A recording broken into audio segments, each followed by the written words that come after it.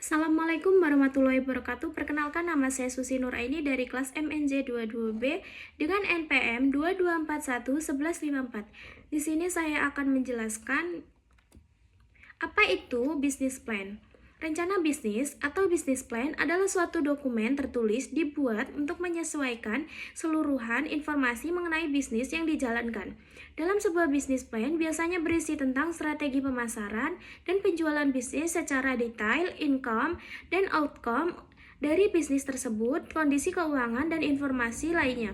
Ketika seorang pembisnis membuat bisnis plan, tentunya perlu memikirkan keputusan yang tepat. Fungsi dari dibuatnya bisnis plan adalah menjadi acuan bagi pembisnis untuk dapat mencapai tujuan dalam jangka panjang. Selain itu juga, bisnis plan dapat menggambarkan apakah bisnis tersebut layak dan mampu memenuhi segala tantangan di masa depan.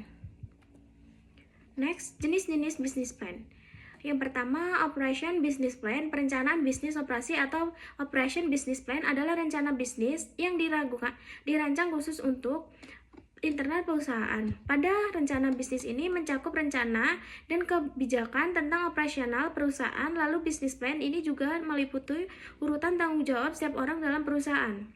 Selain itu, perencanaan bisnis ini dapat menjadi acuan pelaksanaan dan tanggal waktu kegiatan operasional bisnis perusahaan di masa yang akan datang. Grow Business Plan. Grow Business Plan adalah rencana bisnis yang menjalankan rencana pertumbuhan bisnis perusahaan. Untuk kedepannya, rencana bisnis ini dapat digunakan pada kepentingan internal. Apabila akan digunakan untuk kebutuhan eksternal, maka perencanaan bisnis ini harus dijalankan lebih rinci. Umumnya meliputi deskripsi rinci mengenai perusahaan, struktur, organisasi, serta kondisi keuangan perusahaan. Development Business Plan. Rencana bisnis mengembangkan atau Development Business Plan adalah deskripsi secara rinci mengenai bisnis yang akan dibuat. Perencanaan bisnis operasi ini umumnya meliputi administrasi bisnis, organisasi perusahaan, dan tanggung jawab setiap karyawan. Startup Business Plan. Startup Business Plan adalah penjelasan mengenai perusahaan, khususnya startup, yang akan didirikan. Rencana bisnis ini meliputi penawaran barang atau jasa kepada calon konsumen, evaluasi pasar, struktur marketing, manajemen resiko, serta struktur manajemen lainnya yang nantinya akan diimplementasikan. Strategi Business Plan. Strategi Business Plan adalah perencanaan bisnis yang paling rumit dibandingkan dengan rencana bisnis lainnya. Dalam bisnis plan ini menjelaskan berbagai strategi secara lebih rinci untuk mencapai tujuan perusahaan. Next, Team Foundation. Apa itu hacker, hipster, dan hoster?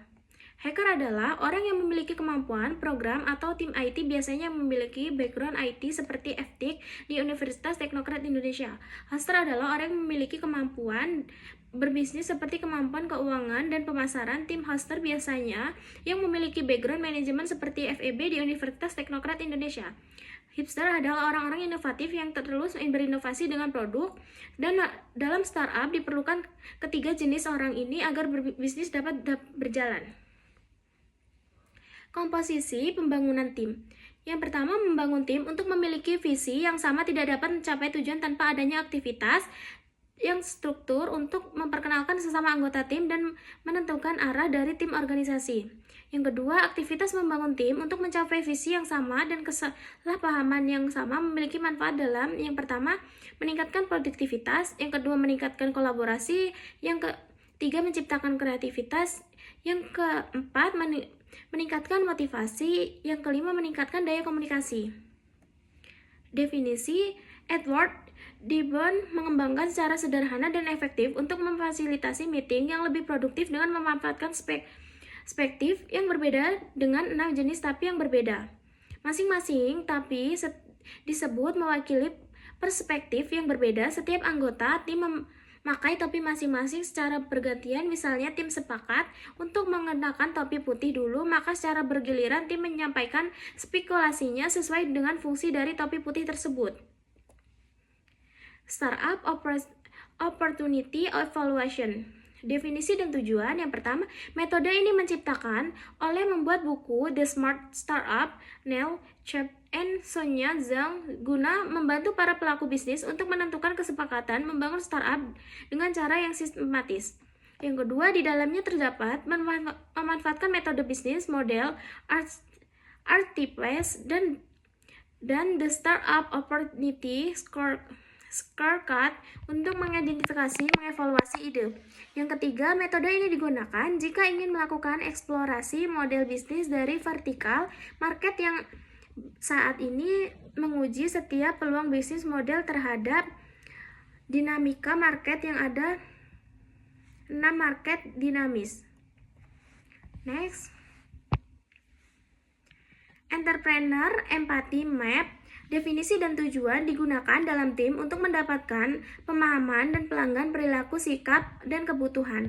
Empathy Map dapat memperluas pengetahuan user, menciptakan pemahaman bersama tentang kebutuhan, dan membantu pengambilan keputusan. Empathy Map digunakan untuk membangun user experience UX, membangun kesamaan tim, memahami dan memprioritaskan kebutuhan pengguna.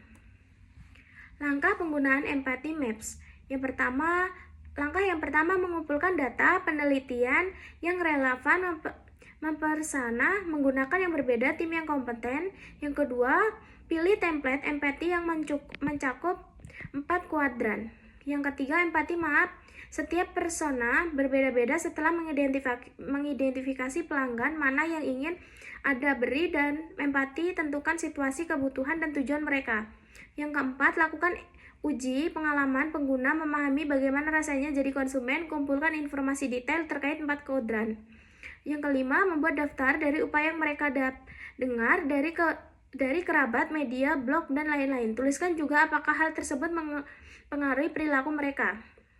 Yang keenam, periksa pikiran positif dan negatif user. Yang ketujuh, fleksikan informasi yang dikumpulkan dan ditangkap perspektif dan pendapat anggota tim. Gunakan mind map untuk mengatur ide. Terima kasih. Sekian presentasi yang dapat saya sampaikan. Kurang lebihnya saya mohon maaf. Wassalamualaikum warahmatullahi wabarakatuh.